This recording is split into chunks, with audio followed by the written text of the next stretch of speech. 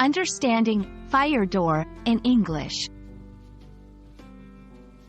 Hello dear learners. Today, we are going to explore a commonly used term in English, especially in building safety and construction, fire door. By the end of this video, you'll understand what a fire door is, why it's important, and how to use the term correctly in sentences. A fire door is a specially designed door that is used to prevent the spread of fire and smoke between different compartments of a building or structure. It's not just an ordinary door. It's manufactured and tested to meet specific standards, ensuring it can resist fire for a certain period, typically ranging from 30 minutes to 2 hours or more. Fire doors play a critical role in the safety of buildings and their occupants. Their primary purpose is to 1. Contain the fire.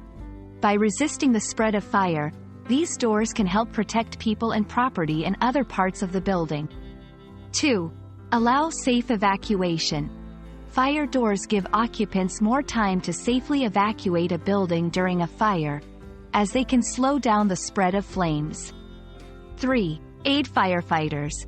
By containing the fire to a specific area, fire doors help firefighters in their operations, making it easier for them to extinguish the fire. To help you integrate this term into your vocabulary, here are some example sentences.